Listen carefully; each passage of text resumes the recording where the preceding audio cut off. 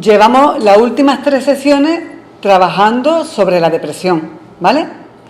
Estuvimos viendo qué es lo que era en realidad la depresión, estuvimos diferenciando la depresión de la tristeza, estuvimos viendo los 3 tipos de depresión más comunes que existen, ¿vale? Todo con la idea de que vosotros podáis aumentar vuestra capacidad de poder autoobservaros y poder valorar si realmente estáis sintiendo triste o estáis en algo mucho más complicado, como puede ser un estado depresivo, y en el caso de que sí, que tengáis criterios para poder valorar si se trata de un tipo de depresión o de otro. Vosotros no sois psicólogo, ni médico, ni psiquiatra, pero yo creo que cuanto más información tengamos para poder valorar nuestros estados, más aumenta nuestra capacidad de observación, y cuando nosotros tenemos que dirigirnos a un servicio para explicarle lo que nos pasa, pues resulta de mucha ayuda que vosotros comuniquéis esa información. Bueno, pues hablábamos, por ejemplo, de la depresión, que era un trastorno adaptativo, y decíamos que en ese tipo de depresión había ocurrido algo que realmente justificaba cómo nosotros nos sentíamos. La mayoría de la gente piensa que para tener una depresión tiene que haber ocurrido una situación terrible, y cuando no encuentran esa situación terrible, como que no validan, no hay que ver, yo no tendría por qué estar así, ¿no? Y vimos que había otros tipos de depresiones que obedecían a otra serie de criterios. Entonces yo creo que toda esa información es realmente útil, ¿vale? Sin necesidad de tener que conocerla hasta el punto de tener que dar una ponencia sobre ella, pero sí para facilitar la autoobservación de uno mismo, ¿vale? Hoy vamos a ver el estrés. Quizás lo hemos hecho en un orden inverso, ¿no? Deberíamos haber empezado justamente por el estrés, porque el estrés es una de las causas importantes sobre la depresión, como veíamos en el vídeo que yo emití en un momento determinado, ¿vale? ¿Y qué diríamos? Para vosotros, ¿qué es el estrés? Cuando hablamos de estrés... Un estado de ansiedad. Mira yo, que no he puesto el micrófono. No te digo yo, espero que haya salido, pero lo he tenido por ahí revoleado. Un estado de ansiedad, ¿vale? ¿Quién está de acuerdo con él que el estrés es un estado de ansiedad? ¿Te provoca ansiedad, diría yo? Yo creo que el estrés puede facilitar la ansiedad. De la misma forma puede facilitar la depresión o la tristeza. ¿Qué? Agobio del estrés. Agobio del estrés y agobio. Claro, y el agobio, un poco lo que él dice, ¿no? El agobio y la ansiedad están ahí casi que cogiéndose la mano. El estrés, una de las cosas que yo primero descubrí sobre el estrés antes de ponerme a estudiarla, sino hace muchísimo tiempo, el estrés no lo causa solo... Claro, pero no lo causa solo, por ejemplo, las cosas desagradables. Porque cuando pensamos en estrés, a lo mejor pensamos en cosas desagradables. ¿No hay estrés el día de una celebración, de una boda? Claro. O por ejemplo cuando vas a un sitio y parece que llegas tarde, o ¿vale? creas tú mismo el estrés. Claro, eso puede ser una situación desagradable, pero sin embargo hay mucho estrés también en cosas agradables, ¿no? Como puede ser precisamente cuando estamos preparando algo, ¿no? Y que nos provoca mucha ilusión, incluso podemos llegar a estropear esa festividad, por el estrés que llevamos nosotros acumulado, ¿no?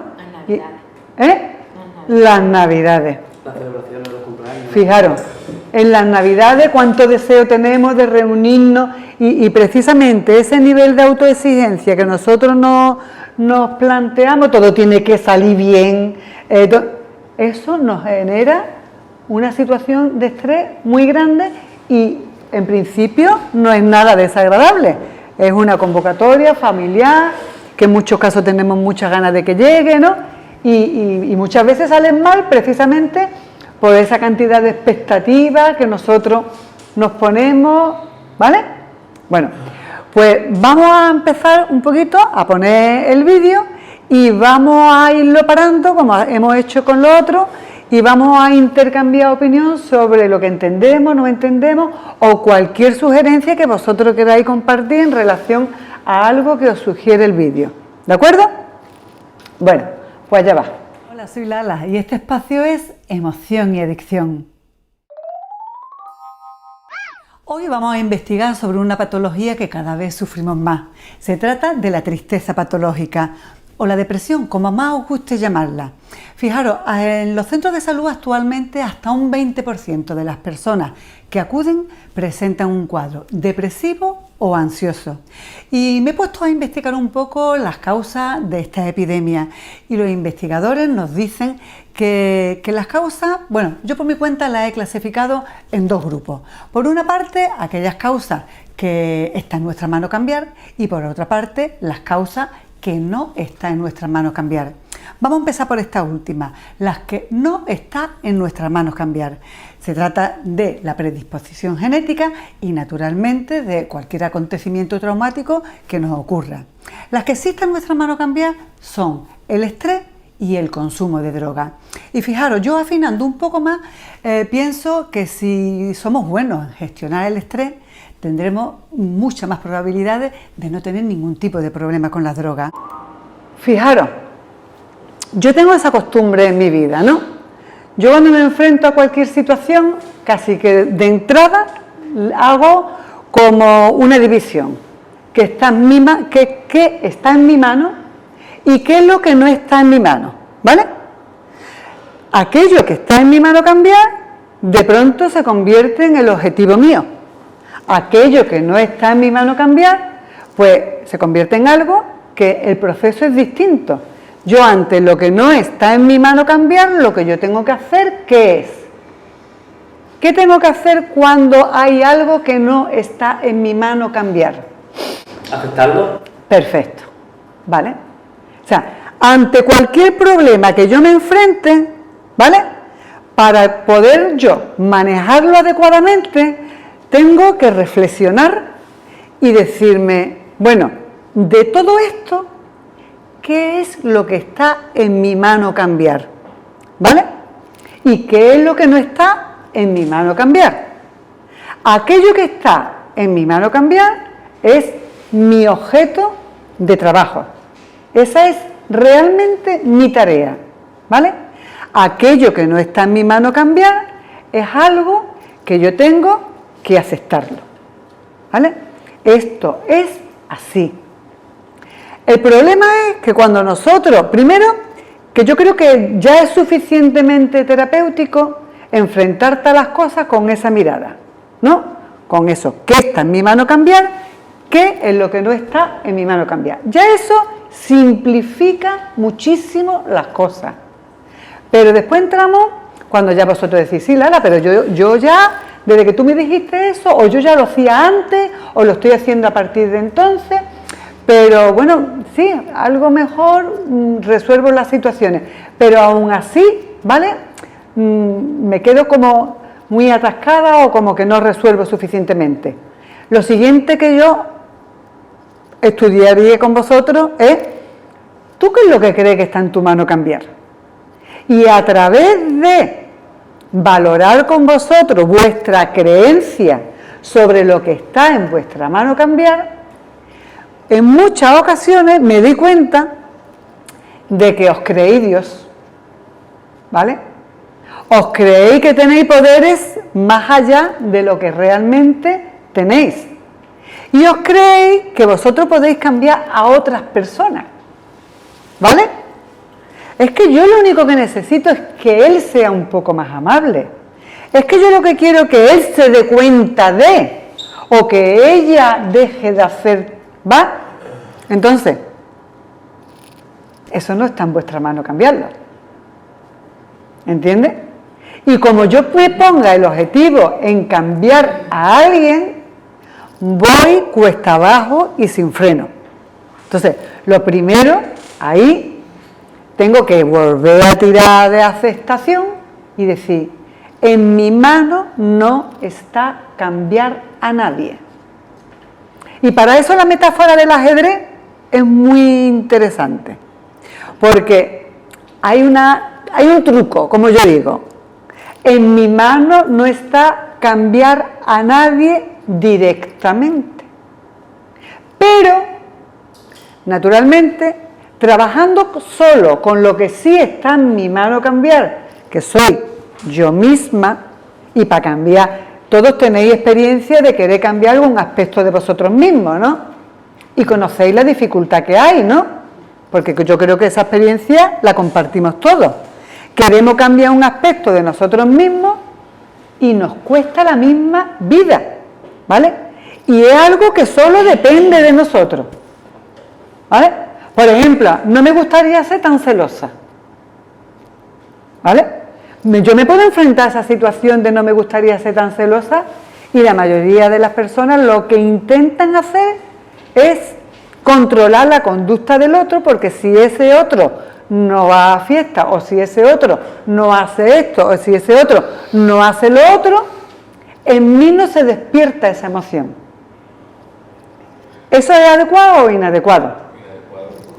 ¿Por qué es inadecuado?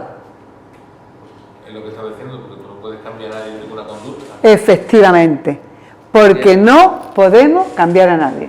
Con el micro solo se me escucha a mí. Así que os rogaría que vuestras contestaciones, porque después me encanta escucharlas cuando reviso el vídeo, que si llegué un poquito, que aumentéis el volumen, ¿vale? Hasta que resuelva los problemas técnicos, necesito que aumentéis el volumen, ¿de acuerdo? Entonces, es inadecuado, como dice nuestro compañero, porque eso entraría en la zona de lo que no está en mi mano cambiar. Yo no puedo evitar que mi pareja, ¿vale?, hable con otras personas, con otras chicas o con otros chicos, y que esos chicos sean más atractivos que yo, y que yo eso no lo puedo controlar. Eso no está en mi mano cambiarlo, con lo que mi energía no la tengo que destinar ahí, porque nosotros tenemos una energía ilimitada. No. ¿Sí? ¿Tenemos una energía ilimitada? Limitada no es. Ilimitada, que no se acaba. Nosotros no tenemos una energía ilimitada. Nosotros tenemos una energía limitada. Y cuando llegamos al límite de nuestra energía, salta esa situación de estrés, ¿vale? Me estreso, y bajo el estrés yo ofrezco la peor versión de mí misma. Yo tengo la posibilidad de mostrar la mejor versión de mí misma, y sin embargo, como hago una mala gestión de mi energía y utilizo mi energía para cambiar cosas que no está en mi mano cambiar, llego a una situación de estrés que la relación, por ejemplo, en este caso de pareja, se vuelve aún más complicada. Si yo, ante esa situación que yo quiero cambiar, por ejemplo, de mí, que suelen ser los celos, yo me planteo, vamos a ver, en mi mano, ¿qué está cambiar? Puedes cambiar la forma de pensar sobre la otra persona, por ejemplo. Puedo cambiar, Claramente, efectivamente, tu pareja, digamos.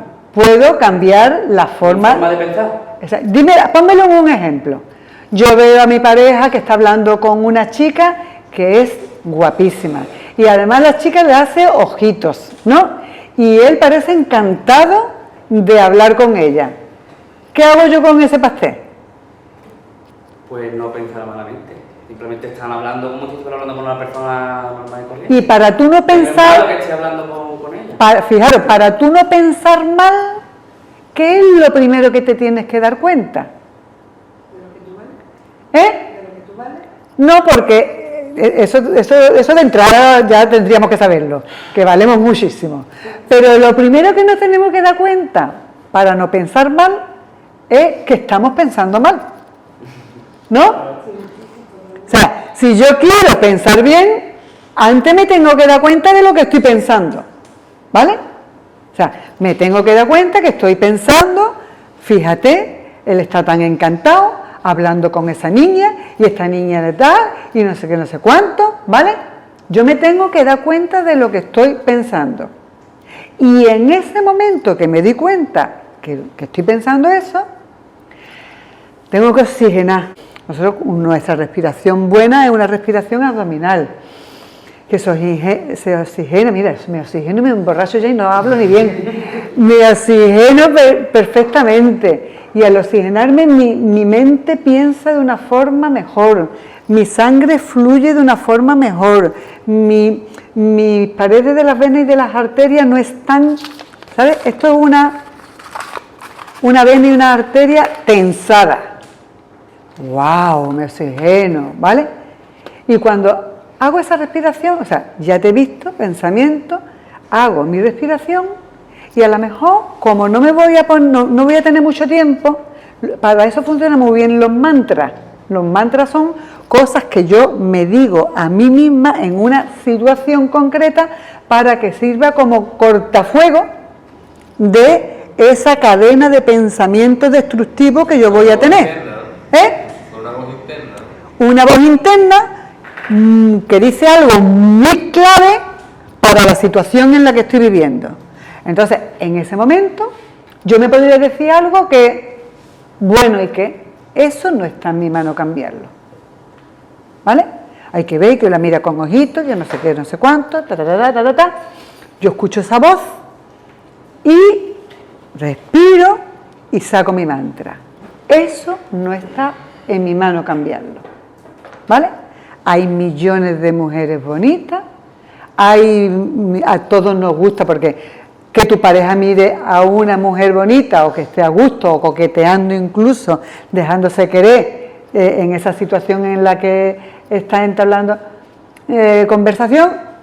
¿Quién no ha coqueteado cuando se siente atendido y se siente que gusta a una persona? ¿Vale? Todo el mundo. O sea, tú lo único que le podrías pedir a tu pareja es disimula, caramula. Pero lo que siente él, que él se sienta a gusto, que él se sienta encantado de gustar, ¿no? Y que coquetee, o que sienta el deseo de coquetear, tú eso no lo puedes cambiar. Cuando es al contrario. Cuando te quieren cambiar a ti, que también eso es un extremo. Claro. O cuando lo mismo, pero... Sí, que tú quieres, o sea, que tu pareja te pide que tú no coquetees, que tú no hables, que tú no... Exactamente. Bueno, pues tú misma contéstate porque tú tienes la contestación segura. Rosario nos dice, ¿y si tú eres la víctima de una persona que quiere cambiarte para ella no sentir los celos? ¿Vale? Yo creo que sin libertad no hay nada. ¿Vale? Una persona debe ser libre para expresarse como ella es.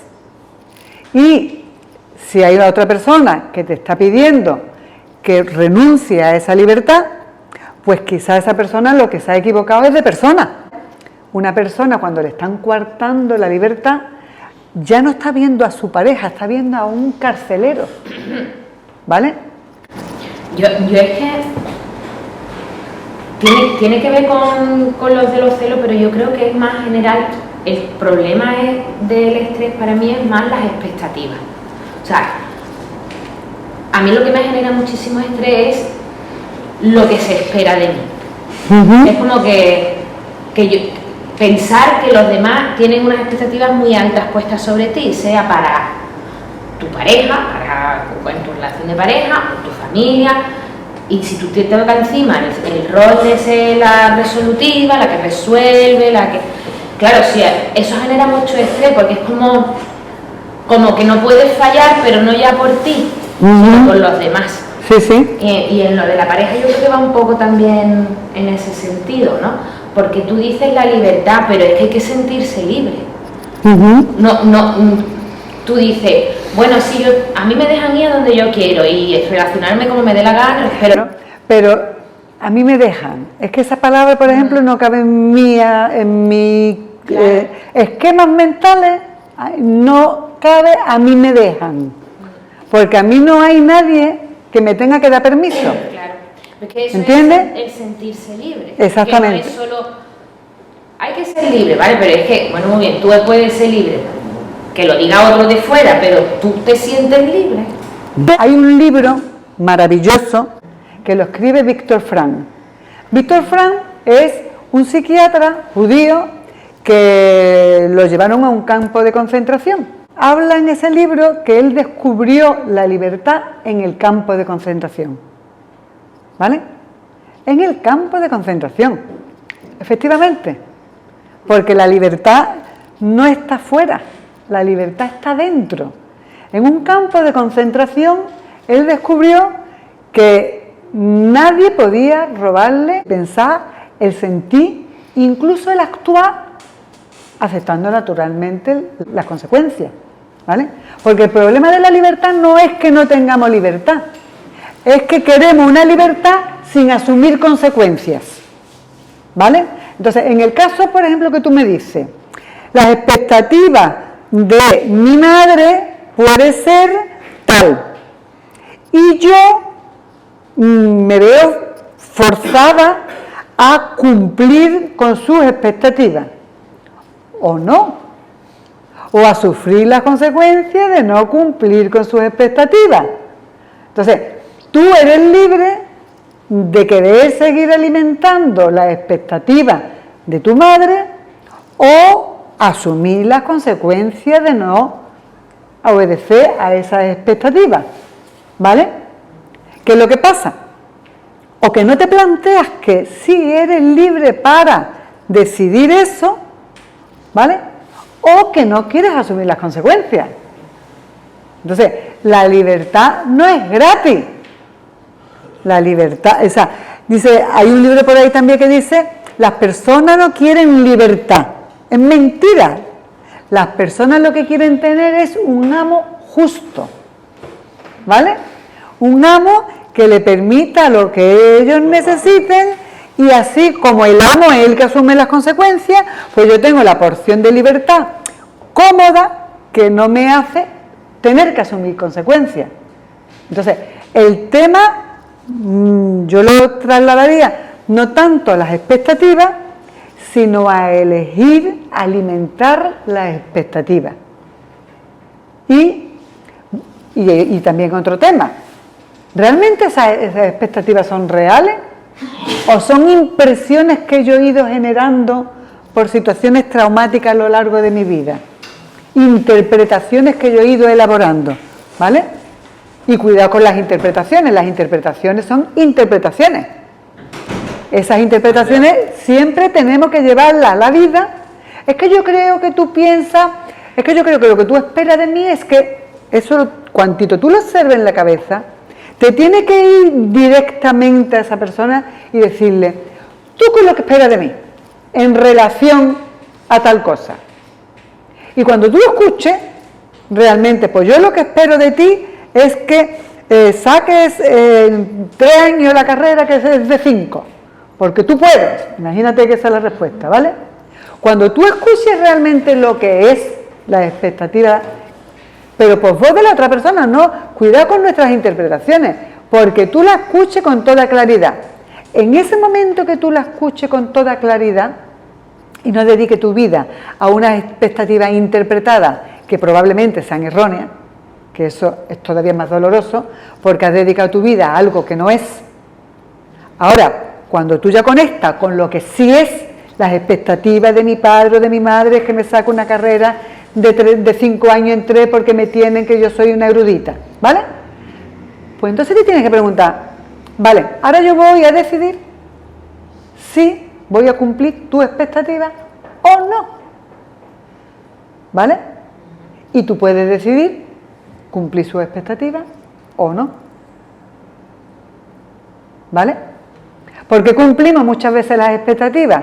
Porque estamos hambre de amor y pensamos que detrás de cumplir con esas expectativas va a aparecer esa caricia tan deseada, va a aparecer. Pero sin embargo hay otros tipos de chavales que lo hacen distinto, que son desafiantes. O sea, ellos hacen cosas malas porque lo que quiere que tú lo quieras a pesar de lo que hace. ¿Entiendes? Y entonces te lo ponen como difícil, Porque sí, ellos necesitan la certificación de que es amor. De que no, claro, tú me quieres porque yo saco sobresaliente. No, no, no. Yo te voy a suspender todas las asignaturas. Y después te quiero ver la cara. Si esto es amor o no es amor. Eso es otro tipo de... O sea, unos tiran para el perfeccionismo y otros tiran para desafiar. Pero que al final eso tiene que ver con carencias afectivas tuyas, ¿no? Que naturalmente, si somos adultos y esas carencias se produjeron cuando somos niños, nos podemos pasar la vida poniendo a prueba a las personas para que nos demuestren aquello que no nos demostraron en una edad muy tierna y que en un momento determinado nos hemos sentido como heridos, ¿no? Eso tenemos que identificarlo muy bien, porque es que si no identificamos que eso es un vacío que se nos quedó en esa infancia, ¿no? Y que en cada relación y en cada situación, bien sea laboral, bien sea de pareja o de amistad, estamos repitiendo ese patrón para que nos demuestren algo, que llenen ese vacío que traemos desde la más tierna edad, pues puede terminar reproduciendo ese patrón una vez detrás de otra y sufrir mucho. Quizás sea más sano aceptar ese dolor, ¿no? Sabemos que nosotros, dentro de nosotros, tenemos a nuestros niños internos, ¿no? Que somos nosotros mismos, que se expresa con esa voz de la niñez, ¿no? Y a lo mejor, pues, vamos a sentar a esa niña o ese niño interno, vamos a hacer un ejercicio como vamos a darle, a cuidar a esa niña interna, ¿vale? A apreciarla, a calmarla y a decirle, bueno, hija, a lo mejor eso es algo con lo que tienes que vivir, ¿no? A lo mejor no es que tus padres no te hayan querido, a lo mejor es que no han sabido expresarlo, ¿no? O tú necesitabas más expresiones, pero no sigas constantemente en todos los contextos de tu vida poniendo a prueba a las personas para que te demuestren eso, porque vas a experimentar mucho sufrimiento, ¿vale? ¿De acuerdo? Y vamos a hablar del estrés, ¿no? Nos hemos ido por los cerros de Úbeda. Vale, vamos a ver un poquito más. Bueno, pues con el estrés, como con tantas cosas en la vida, el problema es la cantidad. Un poco de estrés nos vale para motivarnos y para llenar nuestro cuerpo de energía y así ser mucho más eficaces resolviendo las situaciones, pero muchísimo estrés termina por bloquearnos.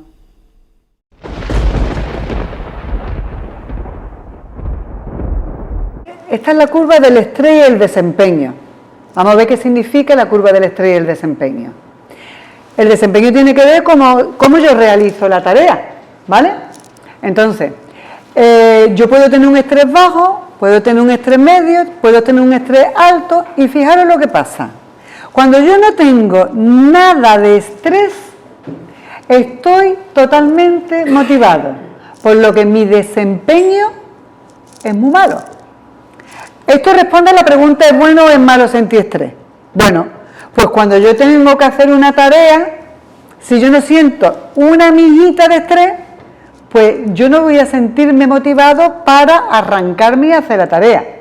Yo necesito un poquito de estrés para empezar a motivarme, ponerme en alerta y que mi desempeño, como veis, va aumentando en la medida que mi estrés va también aumentando. Pero llega un punto en el que añadir más estrés dificulta la tarea, ¿vale? Efectivamente. Fijaros en esta gráfica, cuando el estrés es el óptimo, yo tengo mi mejor desempeño, ¿vale? Hago las cosas la mar de bien. Pero cuando añado un poquito más de estrés, empiezo a sufrir ansiedad y finalmente termino por bloquearme, ¿vale? Entonces, como todo en la vida, la palabra clave es el equilibrio. Tenemos que buscar ese punto medio que ya nos dijo Aristóteles, ¿no? Ahí está el secreto. Necesitamos estrés para que nuestro desempeño sea bueno, pero cuidado con el exceso de estrés, ¿vale? Eso me parece a mí muy importante, ¿de acuerdo? Y después la otra cosa que hablaba en el vídeo es que había, ¿cuántos tipos de estrés? ¿De cuántos tipos de estrés hablaba ahí? Un estrés crónico y un estrés agudo, ¿vale? Entonces se trata de darnos un estrés crónico es cuando yo vivo constantemente en una situación de estrés. Eso es terrible, ¿vale? Eso es terrible para mi salud física y para mi salud psíquica.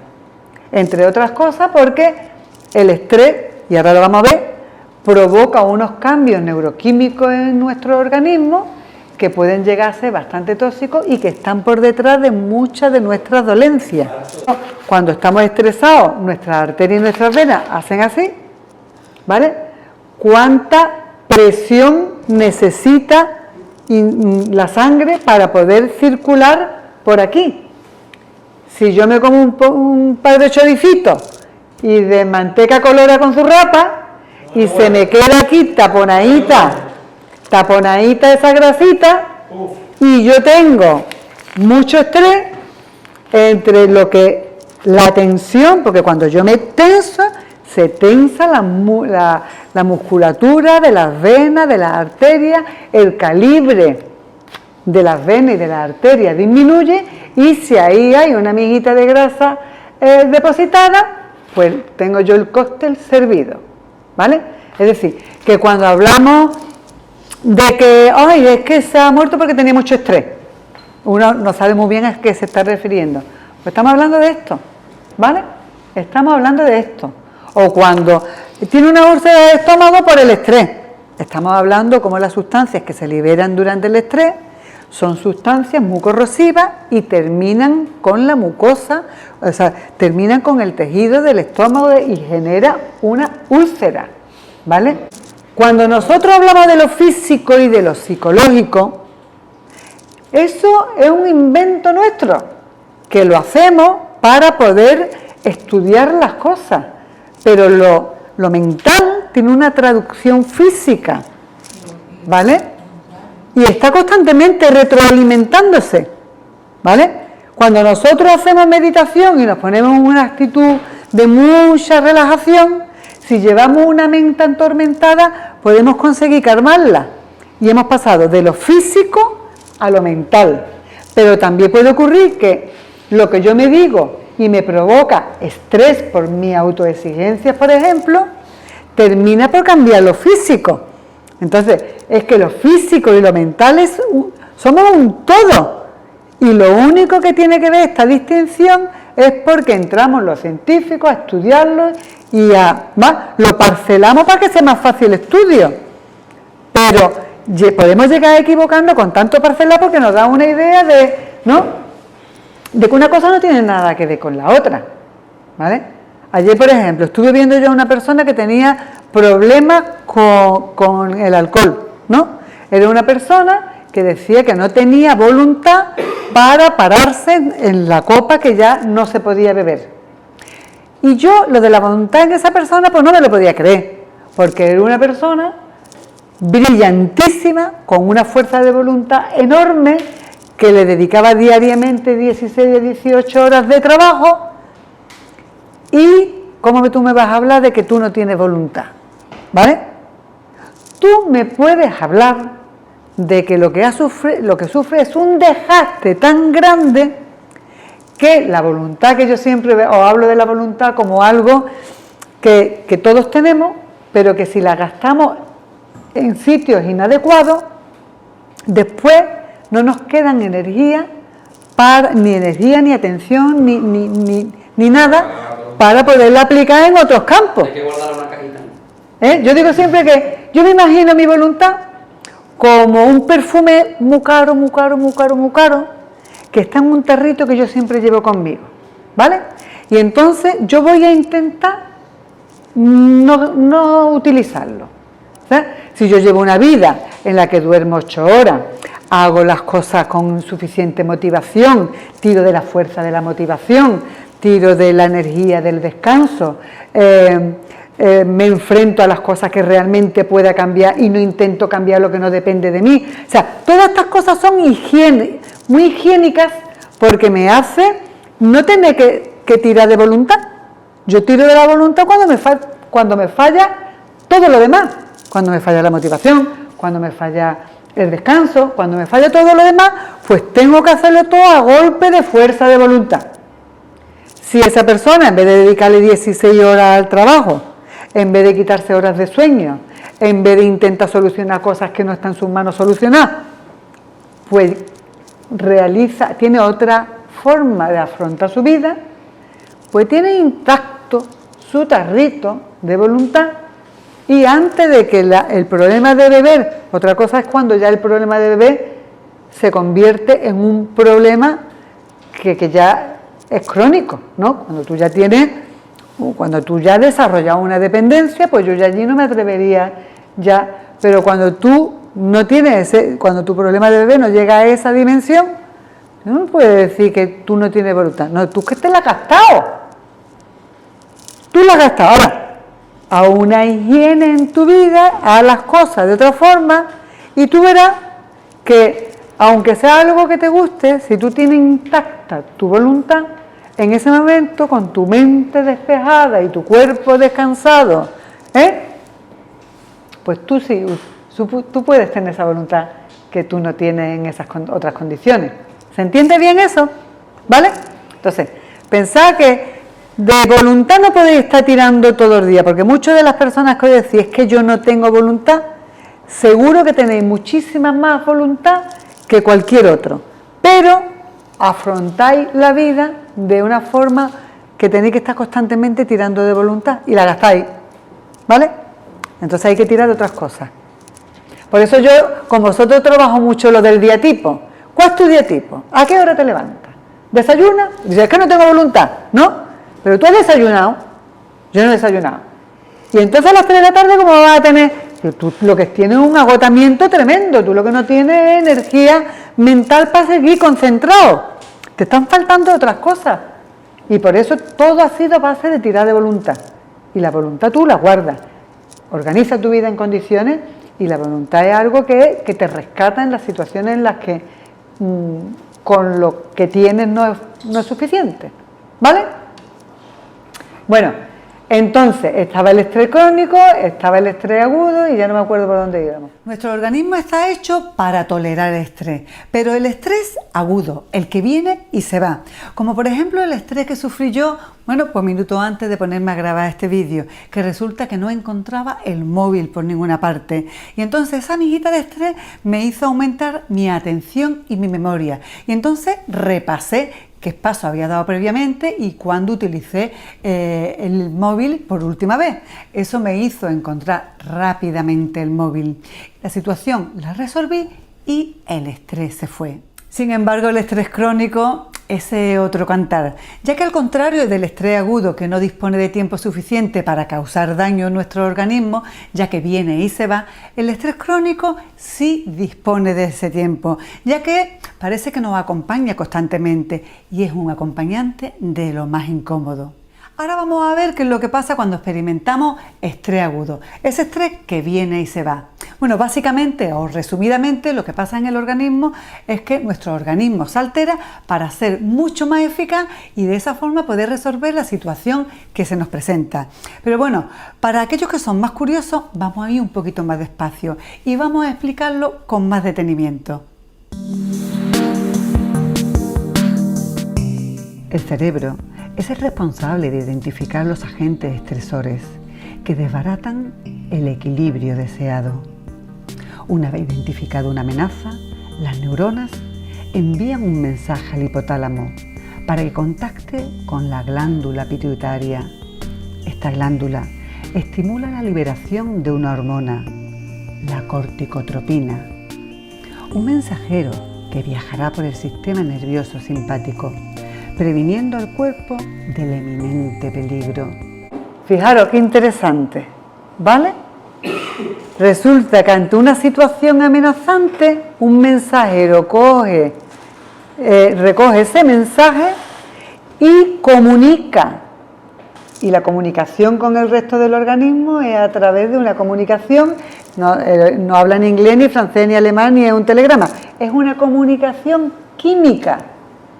Es una sustancia química, la corticotropina, la que viaja por nuestro organismo para informar de que hay una amenaza y de que el cuerpo se le va a pedir que se ponga alerta para poder resolver esa situación que se presenta, ¿vale? A mí me parece una pasada.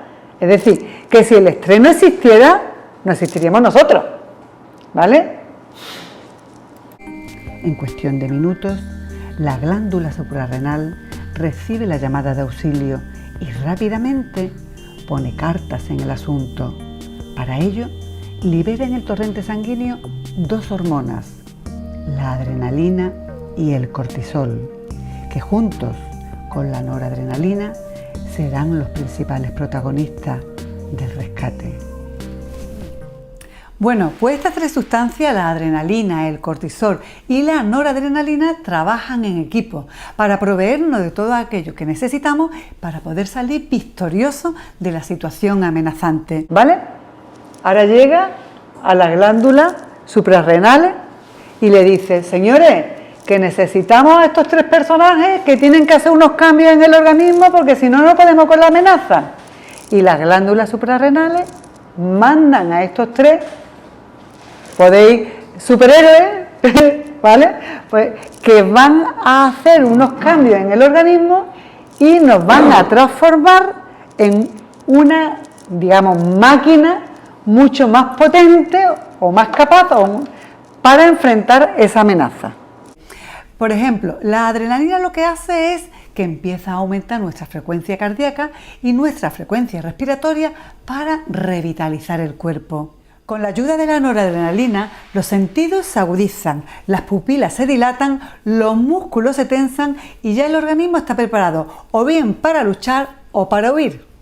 El cortisol también hace su tarea y entre las tareas del cortisol son las siguientes. Lo primero que hace es aumentar la secreción de azúcar de sangre para que el cuerpo, para el organismo, disponga de muchísima más energía. También disminuye la sensibilidad al dolor para que no nos centremos en el dolor que sentimos en ese momento y podamos ponernos a salvo.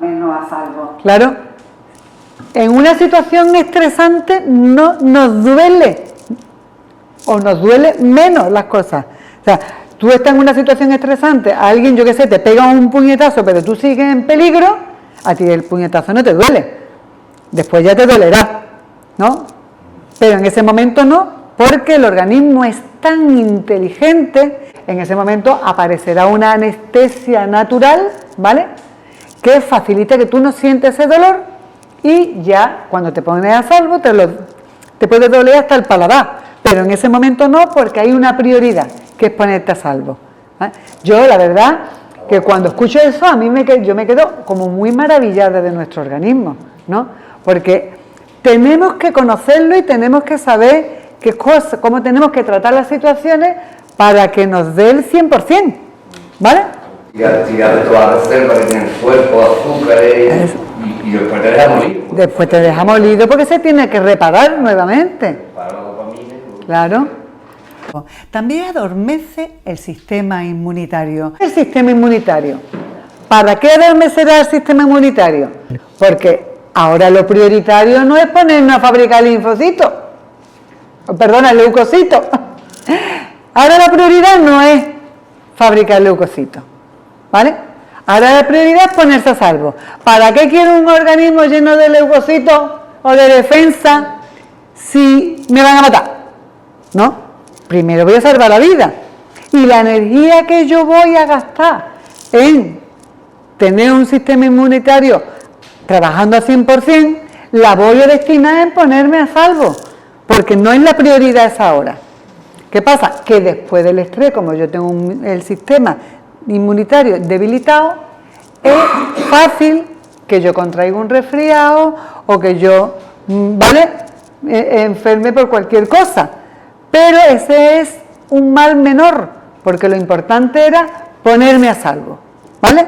Y utilizar la energía de todo el aparataje ese de nuestro sistema inmunitario, esa energía que se gasta en ahí, utilizarla en salvar la situación, ¿vale? Y por último, y lo más importante en relación al tema de la depresión, es que disminuye la secreción de una sustancia que es la serotonina, y esa sustancia es muy importante para sentirnos en paz, para poder dormir bien, para sentirnos felices. Fijaros, le llaman la molécula de la felicidad. Y bueno, si queréis conocerla, aquí la tengo yo colgada, que me la regaló una amiga. Primero, la amiga que me regaló, la tengo aquí, esta foto colorada. Segundo, cuando yo estoy estresado, disminuye una sustancia que es la serotonina, ¿vale? Entonces, cuando yo estoy en un estrés crónico, yo tengo constantemente esa sustancia baja. Cuando yo necesito tomar antidepresivos, según el tipo, hay distintos tipos, pero hay un tipo de antidepresivo que lo que hace es facilitar que esa sustancia que la tengo tan baja y que facilita mi depresión, pues lo que hace es facilitar la recaptación de la serotonina, ¿vale? Es decir, una neurona expulsa la serotonina, la otra neurona la capta, ese es el funcionamiento normal. Entonces, yo necesito que en el espacio entre neuronas haya una cantidad de serotonina determinada para yo estar bien, para yo no estar deprimida. ¿Qué es lo que hace la medicación? Pues la medicación lo que hace es, pues si está en el espacio entre las neuronas hay poca cantidad, la poquita que expulse esta, voy a evitar que esta la capte para que aquí al final haya más. Y el antidepresivo lo que hace definitivamente es evitar la recaptación de la serotonina, ¿vale? La meditación, digamos, sería lo más apropiado para... Hombre, la meditación lo que facilita... Vamos a ver, la relajación es lo más adecuado para no sufrir tanto estrés. La meditación no tiene por qué ser relajante. Por favor, fijaros que muchas veces nosotros... ¿Puede ser deporte?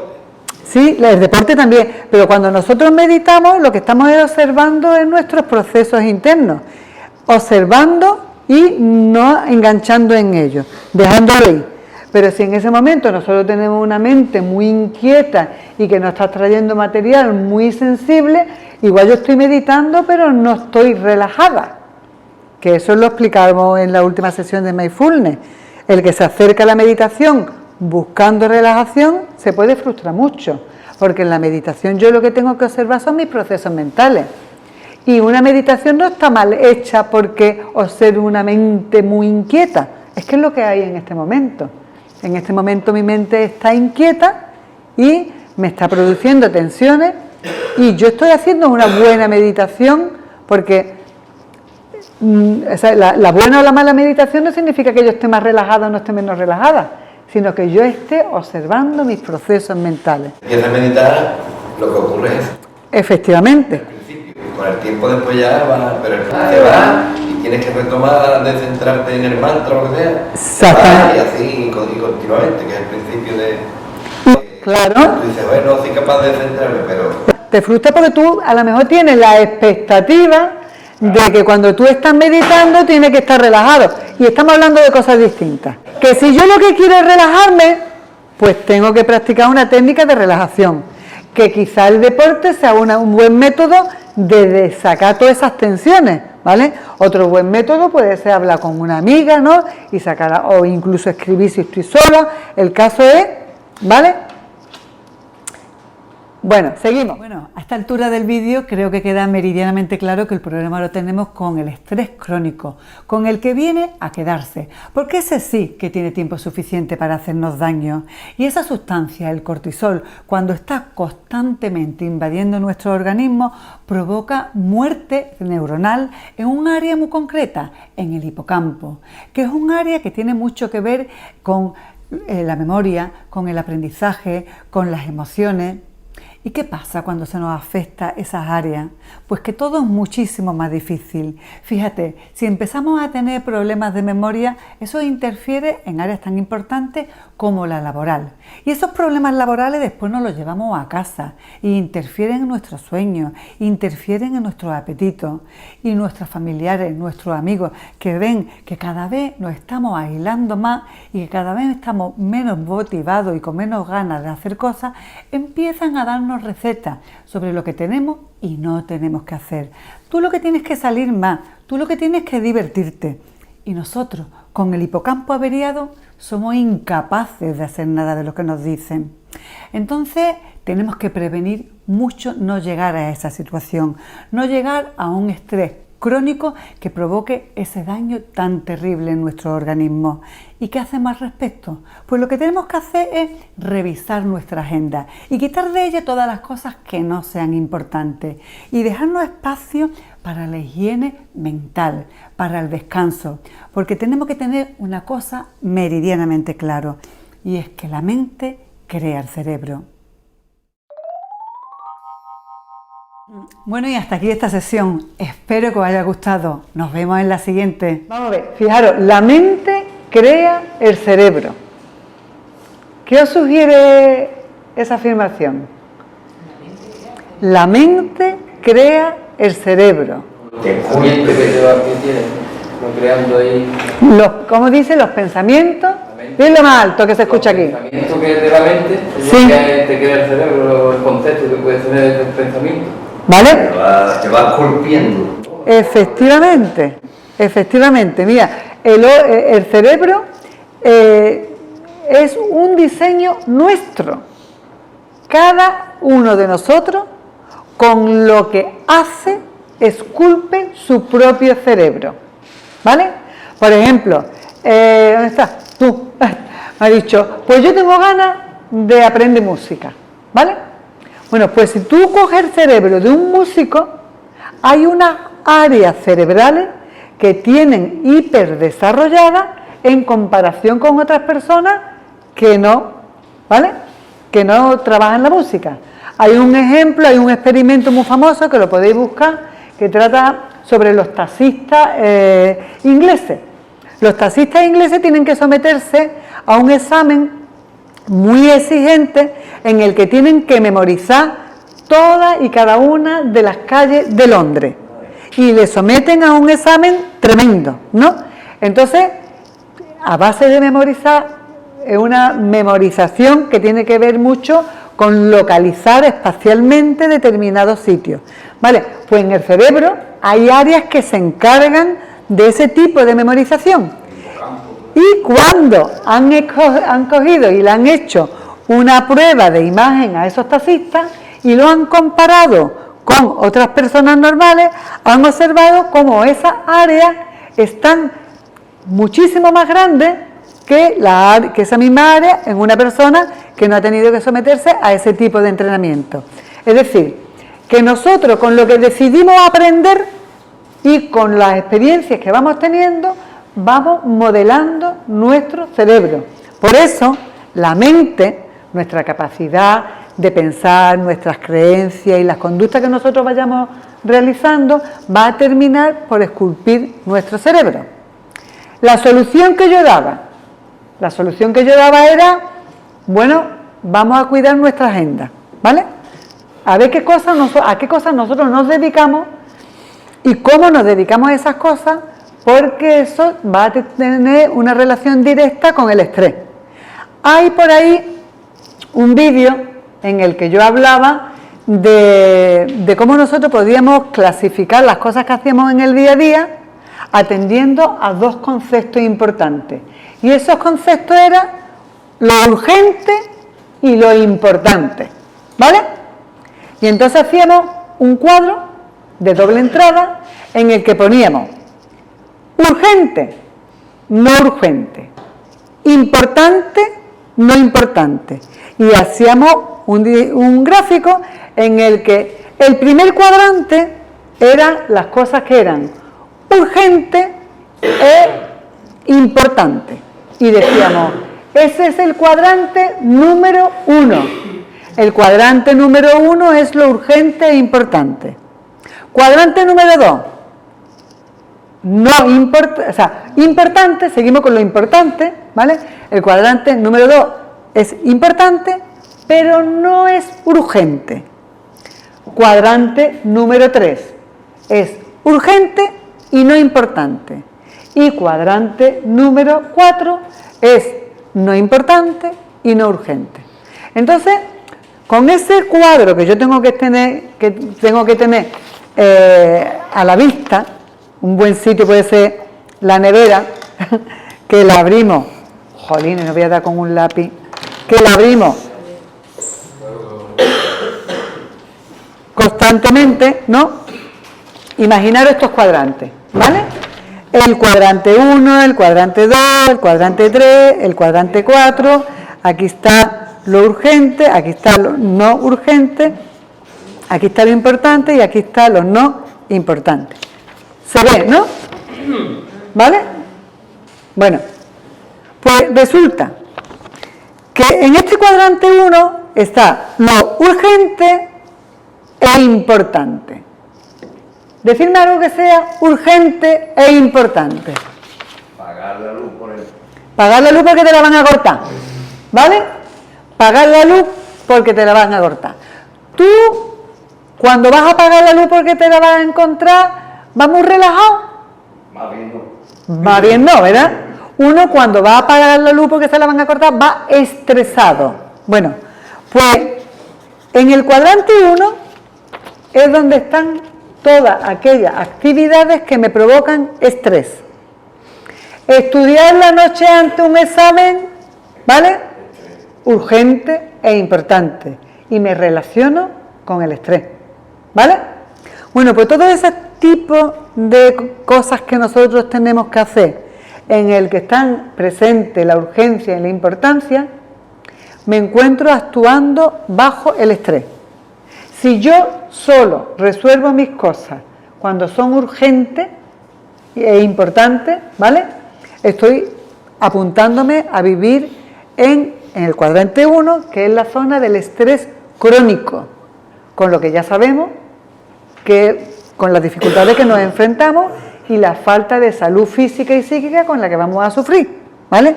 Naturalmente, si yo tengo que hacer las cosas muy rápidas, porque imagínate, voy a apagar la luz y van a cerrar y son las 12:30 y estoy en mi casa y tengo que llegar a la 1 al sitio que tengo que llegar para poder apagar la luz, ¿vale? Y en ese momento entra mi hijo que me quiere contar no sé qué cosa importante que le ha pasado en el colegio. Papá, mira, ¿qué situación se da ahí? ¿Vale? Se da una situación de tensión que puede acabar con un enfrentamiento. ¡Niño, quítate acá con prisa! ¿Vale? Somos injustos, somos violentos y deterioramos nuestras relaciones. ¿Vale? ¿Qué pasa si yo decido que nunca voy, o sea, que yo voy a comprometerme para que en el cuadrante 1 no lleguen las cosas? Para que yo voy a resolver las cosas antes, en el cuadrante 2. Las cosas que son importantes, pero las voy a resolver cuando no son urgentes. Llega el recibo de la luz, día 1, cojo yo una agenda como la que tiene Jesús y pongo pagar la luz, tareas para el día siguiente. Y voy a pagar la luz. Y voy, pues si solo cierran a la 1, pues voy a las 11 de la mañana. Y en ese momento entra mi hijo a decirme algo que le ha pasado y que es muy importante. ¿Qué pasará en esa situación? Que tú te puedes parar, puedes darte cuenta que tu hijo viene estresado, que no viene normal, puedes escucharlo, ¿vale? ¿Tienes tiempo para Deja de ser violento, deja de ser injusto, deja de ser poco atento, escucha a tu hijo, lo reconforta y después le dice, bueno, chato, que voy a ir a apagar la luz. ¿Estás bien ya? ¿Sí? Vale, y voy y pago la luz. ¿Vale? Que cambia, ¿no? Que cambia. ¿Y cuánto de estrés yo tengo? Cero estrés. ¿Y cómo de satisfecho me voy a apagar la luz? Maravillosamente. ¿Cómo me voy a apagar la luz si la apago en el cuadrante 1? Pues además de que voy a llegar tarde para apagar la luz, me voy con un sentimiento de culpabilidad muy grande, porque hay que ver lo que le he dicho y cómo va. Fijaros cómo me voy complicando la vida. Bueno, pues entonces nuestro compromiso para no relacionarnos con el estrés y no deteriorar nuestras relaciones, ni con los demás, ni nuestra relación con nosotros mismos, ¿vale? Es que tenemos que resolver las cosas en el cuadrante 2. Deja de posponer sentarte a estudiar, ¿vale? Y dejarás de tener... Yo vivo en el 1. Tú vives en el 1. En el 1, total, yo estoy siempre... Y además sé que tengo que hacerlo, pero además no solo con el estudio, con todo. Pues lo voy dejando, pero estoy con tonterías, cuando ya estoy ya hasta aquí, venga. Vale, y tú lo has dicho, tú nos has dado la entrada al cuadrante 3 y 4. El cuadrante 3 y 4 se caracteriza porque ahí están las cosas que no son importantes. Me pego media vida en el 4. ¿Vale? Cosas que no son importantes. ¿Vale? Un programa en la tele, que si el Facebook, que si la serie, ¿vale? Un juego tonto en la... ¿Vale? Entonces, si nosotros dejamos de estar en el cuadrante 2 y en el... Perdona. Si nosotros dejamos de visitar el cuadrante 3 porque no es importante y dejamos de visitar el cuadrante 4 porque no es importante y toda esta energía la destinamos al cuadrante 2, aquí estamos viviendo en paz, ¿vale? Aquí somos muy productivos, ¿vale? Y aquí nosotros estamos llevando la vida hacia donde nosotros queremos llevarla, ¿vale? ¿Se entiende? Claro, yo tengo una pelea conmigo, y mi cabeza no quiere, pues, ¿sabes? Siempre está... Nunca es el momento. Más un rato, espérate, ¿qué es esto? Y estoy siempre en esa pelea. ¿Sabes? Me cuesta un mundo arrancar. Luego ya una vez que me pongo, ya hasta me gusta, porque me gusta estar conmigo sola y estoy tranquilo. Pero lo que es empezar y romperse. Y cuando consigue, lo que nos tenemos que dar cuenta, tú dices, a mí lo que me cuesta trabajo es empezar. Y ahora nosotros nos tenemos que llenar de estrategias para que ese empezar cada vez sea menos trabajoso. Cuando tú tienes éxito en el empezar, ¿qué haces? Tienes que enterarte muy bien qué haces, porque eso, ahí hay mucho secreto en lo que haces. Por ejemplo, yo hace mucho tiempo ya que he conseguido ser constante en una actividad que me ha costado, que es lo del gimnasio. ¿Por qué funciona ya mejor? Bueno, pues mi estrategia, y cada uno tiene que inventarse la suya, mi estrategia es que cuando yo conecto, voy a ir al gimnasio, y empieza el diálogo mental que quiere quitarte las ganas de ir al gimnasio, yo lo que hago es conecto inmediatamente con cómo me voy a sentir cuando salga del gimnasio. Y me hago una pregunta: ¿cuántas veces me he arrepentido de ir al gimnasio? Y estadísticamente digo, 0. ¿Cuántas veces me he arrepentido de no ir al gimnasio? Cada vez que no voy. Entonces, conecto cómo mi cuerpo se siente cuando salgo del gimnasio y conecto con ese plus de energía, con ese estado de ánimo estupendo. Mi mente se va al futuro, en este caso, para devolverme todas esas sensaciones agradables y aumente mi motivación para ir al gimnasio. Entonces, cada uno de vosotros habéis conseguido en algún momento hacer lo que debéis hacer, pero habéis perdido a lo mejor la oportunidad de daros cuenta qué estrategia habéis utilizado.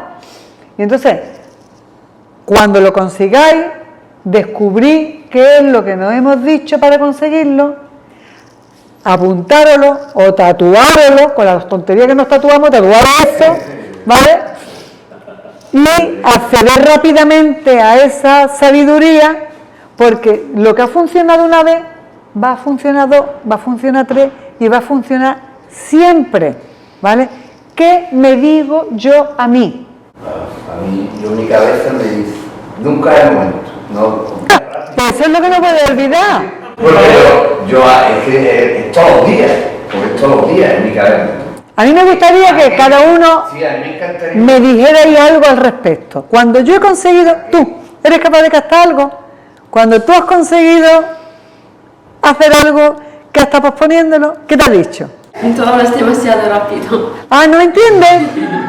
Ay, pero ¿por qué no me lo dices? Yo hablo más despacio. Que yo estoy solita aquí y las otras personas hablan perfectamente. Si yo hablo muy rápido, De lo tú, que aunque estés solita y los demás sean mayoría, a mí me gusta atender a las minorías también, ¿vale? Tú me dices, Lala, repite, y hazlo más despacio. Pero a mí no me gustaría que tú, que haces el esfuerzo por venir, te fueras con la mitad de las cosas, porque yo no me doy cuenta de esto, ¿vale? Entonces tú me lo tienes que decir. A ver, la pregunta que yo te he hecho, ¿la has entendido antes? No, te lo repito. Te la he hecho a ti, pero se la hago a todos, ¿vale? La pregunta es, cuando tú consigues hacer algo que estaba diciendo, bueno, después lo hago, bueno, después lo hago, bueno, después lo hago, pero llega un momento en el que eres capaz de hacerlo a la primera, ¿eso me ha entendido? ¿No? A ver, ejemplo, tú tienes que ponerte a estudiar. Okay. O entrenar. O a entrenar, ¿vale? Tú tienes que ir a entrenar al gimnasio, pero eres muy perezosa. ¿Entiendes lo que es perezosa? Que no tienes ganas, que estás floja, ¿vale? Y tú dices, ah, no tengo ganas, no tengo ganas, no tengo ganas de ir. Y entonces no vas. Pero un día te dices, no tengo ganas, pero se te ocurre algo y tú dices, y ese algo que se te ocurre, tú dices, bueno, y vas, consigue ir. Es importante darte cuenta que te has dicho para conseguir ir. Ok, pregunta. Y la pregunta es, ¿sabéis qué habéis dicho en esa situación? ¿Vale?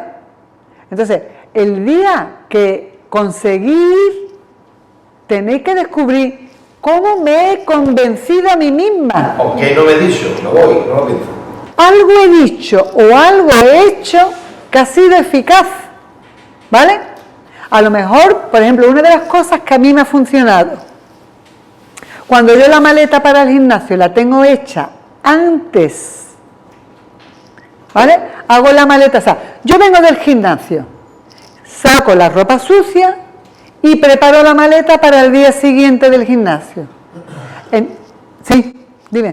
Me encanta una cosa que has dicho tú. Un día yo encontré que tú has dicho, hay cosas que necesitamos hacer. No pensar, no me gusta o me gusta. Efectivamente. Yo solo hago. Yo necesito entender. Cuando quiero bajar de eso, tengo que hacer eso. No preguntar a mí, me gusta o no me gusta. Efectivamente. También la paga luz o otras cosas, estudiar, tengo que hacer. No es que preguntar. Muy bien, perfecto. A mí eso me ha funcionado mucho. Lo de cuando son cosas que yo decido en el cuadrante 2. ¿Por qué digo en el cuadrante 2? Pues en el cuadrante 2, en el que las cosas son importantes, ¿vale? Y no urgentes, está, por ejemplo, yo quiero estudiar psicología. Para mí es importante, no es urgente porque no voy a ser psicóloga mañana, pero cada día tengo que estudiar, ¿vale? Entonces, para esas cosas, una vez que yo decido cosas que son importantes para mí, ya lo que me digo es, tengo que hacerlas. No me permito la pregunta, no me permito la pregunta de ¿tengo ganas o no tengo ganas? Si tú no te preguntas si tienes ganas, pues tampoco te responderá que no tienes ganas, ¿vale? Entonces, esas son cosas que para mí han sido útiles. Yo no me pregunto, ¿tengo ganas de ir al gimnasio? Yo son cosas de las que decido hacer. No escuchar a tu cabeza. Claro. Mi cabeza lo que me dice, tanto esfuerzo esto no vale para nada. Claro. Es lo que me dice. Claro. ¿Para qué te va a forzar? Sí. Ujú. Y lo verás. Imagínate que tú conectas constantemente con que tú no te pones a estudiar porque tu mente te dice, tanto esfuerzo es para nada, ¿vale? Bueno, pues tómate en serio lo que dice tu mente y tú coges lápiz y papel y tú dices, uy, he captado que una de las formas de boicotearme, de no ponerme a estudiar, es que me digo, tanto esfuerzo es para nada, ¿vale? Pues hoy le voy a dedicar la tarde a esa frase y pongo, y como si yo discutiera con esa frase, el esfuerzo de estudiar me vale para, y empiezas a poner cosas. Que son pensamientos tan automáticos que tiene uno tan... Pero- que ni los ves, ya los vas viendo. Pero lo tienes que captar. Claro, lo vas viendo. Y dedícale una tarde a tanto esfuerzo es para nada. Y lo escribe. Y cuando conecte con tanto esfuerzo para nada, te saca la ficha. Ahora, hoy el pensamiento que era, tanto esfuerzo para nada, saco. También me entra... El estudio me vale para, el estudio me vale para, el estudio me vale para. Y cuando tú te lo repitas eso 7 veces o 70 veces, esa voz la saca ya para siempre. Entra en paciencia también. ¿Vale? Paciencia de querer... Entonces, la tarea que os pongo es conectar con qué os decís para no hacer y conectar con qué os decís para hacer. Y aquello que os decís para no hacer, tenéis que dedicarle un tiempo para convencer a esa voz interna de que estáis equivocados. Ese tiempo que le habéis dedicado va a ser muy productivo porque cada vez que aparezca esa voz interna, vosotros tenéis vuestro discurso preparado y la machacáis, ¿vale? Como por ejemplo una voz interna que ocurre casi siempre que hay una recaída. Ah, por una vez no pasa nada. ¿Vale? Dedicarle toda una tarde a esa voz interna y escribir, rememorar cuántas veces os habéis provocado daño a vosotros mismos y habéis provocado daño a los demás por obedecer a esa voz de una vez no pasa nada, ¿vale? Dedicarle toda una tarde a describir todas las cosas que han pasado por obedecer a esa voz. Cómo habéis enfermado, cómo habéis perdido un puesto de trabajo, cómo habéis perdido una relación, cómo habéis arruinado. Dedicarle toda una tarde a esa voz de por una vez no pasa nada. Cómo habéis estado a punto de perder todas aquellas cosas que os ha costado tantísimo trabajo y tantísimo esfuerzo, ¿vale? Cómo habéis perdido vuestro respeto, cómo habéis perdido la esperanza. Pero de verdad, dedicarle esa tarde. Esta mañana me ha metido un ataque de levantar toda una mierda, yo soy una mierda. Pues coge ese pensamiento y machácalo. Me he ido andando y me he visto delante de la puerta del dispensario de Metagona. He pasado por allí. Y en mi cabeza he visto Tú has visto allí, pero como si no fuera el tú de ahora, sino como fuera... No, que salí a la calle, pues no estaba en mi casa y todo estaba una mierda, todo, yo soy una porquería, un estúpido, lo peor, ¿no? Un odio hacia mí, una cosa de toquete, que me viene esto y no sé ni de dónde me viene. Y me he ido a la calle, no he aguantado hasta allí y me voy. Y que salí andando y he vuelto a hacer camino, me he pegado una pila de años, haciendo 18 años, y yendo a la puerta del dispensario. Y he pasado por la puerta andando. Pero bueno, lo he visto y seguí andando, ¿no? Es como si de pronto apareciera un yo antiguo, ¿no? Que no es el yo actual, que el yo actual va a la universidad, no va al punto de dispensación, ¿vale? Pero es que lo interesante es que cuando conectáis con esa voz, no la alimentéis y cualquiera de las aseveraciones que os haga, cualquiera de las afirmaciones que os haga, discutírsela, ¿vale? Es el ego, ¿no? Claro, pero... El instante que te está ocurriendo, no eres capaz de tomar conciencia de darle la vuelta a la tortilla, de decir esto no es cierto ni esto. En ese momento estás hundido, así lo siento yo. ver, ahora mismo tú dices, en ese momento tú sigues machacándote, pero a lo mejor tampoco tenías la determinación de que cuando aparezca esto tengo que hacer esto. No tenés las herramientas. Tú dices, cuando estás en ese momento no se te ocurre hacerlo, pero es que a lo mejor tampoco has pensado nunca en hacerlo.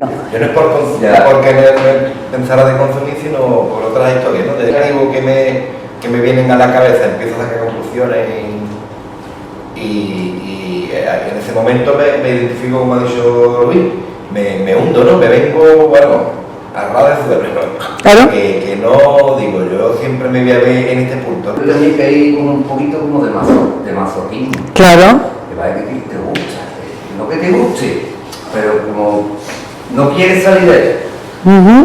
Pero no estamos aquí, ¿no? ¿Vale? Yo creo que hay una dependencia también. ¿Una dependencia? Sí, porque en el fondo, en esa parálisis, en ese no hacer nada, de alguna manera también te sientes seguro. De alguna manera sí. La zona de confort, ¿no? Sí. Lo conoces ese malestar. Es como... Miedo a lo desconocido, ¿no? A ver, eso sí Es como es como saber que hay un precipicio detrás de ti y mirar siempre para adelante, o sea, de espaldas, ¿sabes lo que digo? Dejártela aquí, pero en realidad tú sabes que está ahí, entonces hay ya que te levantas mirando para abajo, Es como nada más que te tienes que girar, pero te quedas ahí, en ese vértigo, ahí, en el fondo sabes que tampoco vas a caer, estás ahí, en el precipicio. Pero es como un sentimiento destructivo. Sí, claro. Yo veo en mí Claro. algo que quiere destruir. Masoquista, ¿no? Sí, me quiere destruir. Ujú. Y yo soy lo peor, pero lo peor de lo peor. Ahora, una cosa, Odio hacia mí mismo. ¿no reconforta escuchar en otras voces lo que cada uno de vosotros sentís? Escuchar en otras bocas, ¿no te reconforta, no te sientes bien escuchando a otro expresar lo mismo que te pasa a ti? ¿No? Te sientes como que no somos tan raros. El problema es y no una realidad como lo veo como un problema mental que te ocurre puntual y no como una realidad que tú no lo ves, porque cuando a mí me ocurre yo lo veo tan real. Claro. Que digo que no me siento como una persona más. De ver que es algo mío puntual, psicológico, que me ocurre en un momento. Y que todos lo padecemos. Y que tienes que tener mucho cuidado porque mañana estaba fatal y me acerca a la persona menos indicada que no me ha hecho ni puto caso, Porque no lo Madre. comprende o no capaz de. que no da para nada. Gente que no da para nada, tiene que tener Claro. Que lo habla porque es capaz de... Claro, lo que me ha pasado a mí, que el mundo ha ido. Claro. Y de eso que tú le das por... A mí me parece esa parte muy interesante de los grupos, ¿no? Porque yo, claro, cuando yo veo a nivel individual de uno en uno, pues yo percibo por vosotros como que pensáis que sois los peor, que no sé qué, que no sé cuánto. Y sin embargo, aquí estamos viendo que todo y cada uno de nosotros, o sea, cada uno de vosotros no puede ser lo peor porque cada uno del otro que está al lado piensa que también es lo peor. Y aquí, si lo peor no nos queda uno, pues tenemos mucha gente peor, ¿no? Pero que es un pensamiento común que todos albergamos en algún momento y que como es como una cascada que no deja de...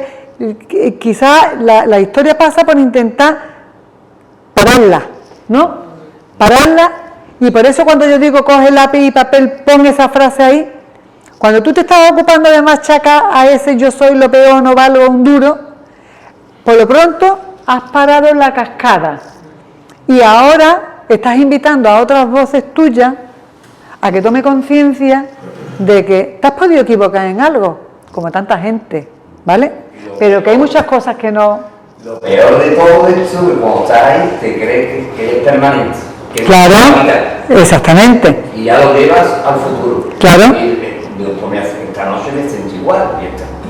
exactamente, Después ya sabes que no, pues ya voy sabiendo que no es real. Exactamente. Me pasa, gracias a Dios se me pasa, porque no ahí y me digo, A mí lo que me hace es de lo que yo comentaba el otro día, que voy predispuesto a que vaya donde, con quien me vaya a cruzar o lo que sea, estoy esperando a que me va a ocurrir esa sensación. Va a transmitir y voy como cohibido, ¿no? Como que no voy tranquilo ni comportarme como una persona normal y me limita, ¿no? A mí me limita siempre como asustado. Lo lleva por delante. Tiene que cambiar el ambiente. Como que llevo esa dificultad, como que los demás saben esa dificultad que yo tengo. Ajá. Lo van a percibir corriendo, para aceptar te lo vas a percibir corriendo y te vas a meter de por ahí. Ya está, que tú ya estás hablando con la persona y tú ya estás pensando, la persona me está mirando y me está viendo la verdad que tengo. Pero fíjate tú, a ti te hace gracia, cuando estás en un estado de tranquilidad, te hace gracia eso, porque ve lo absurdo del pensamiento. Pero que el pensamiento sea... Claro, pero cuidado, que el pensamiento sea absurdo no significa que tú seas absurdo.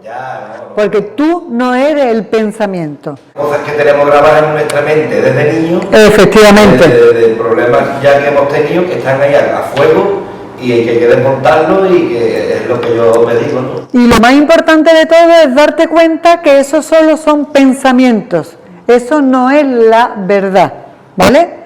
Y que yo puedo pensar una verdadera barbaridad, pero pensar no es hacer, ni pensar es yo soy, ¿vale? Cuidado, pensar es pensar, y el pensar es libre, como dice, el pensamiento es libre. A nadie nos van a condenar por pensar. No es responsable, ¿no? De lo que está pensando. Exactamente. Nosotros podemos pensar una barbaridad, pero eso no nos convierte en una mala persona, ni nos convierte en algo terrible. Me pasaba a mí antes que me sentía mal por lo que pensaba. Eso es. Y realmente te tienes que sentir mal por lo que haces, no por lo que piensas. Efectivamente. Porque tú eres el que hace, no el que piensa. Efectivamente. Ese es el tema, Yo, ¿no? por ejemplo, claramente con mi familia a donde vaya y es un puto infierno. Sí, de claro, porque voy yo qué sé, si voy al cuarto de baño o cualquier cosa que haga, y que la verdad que no me apetece ir con ellos a ningún lado. Te sientes constantemente juzgado, Juzgado. ¿no? Por ejemplo, ahora subo mi tía que me ha atropellado, no sé qué, y por mi trabajo todo el papel, y nada más que por, tú sabes, tienes que entregar el DNI, ya veo con el DNI, hubo comentarios. Me quedé súper decepcionado. Comentarios que he escuchado. Sí, porque lo ven con el DNI en la mano y piensan que lo ha utilizado para consumir. Exacto. Y entonces fue que venía de entregar el DNI. Yo me he pasado, bueno, si te voy a contar que increíble. Son cosas que y más de la familia. Yo digo siempre que cuando una persona se droga, enferma no solamente la persona, enferma la familia. ¿Vale?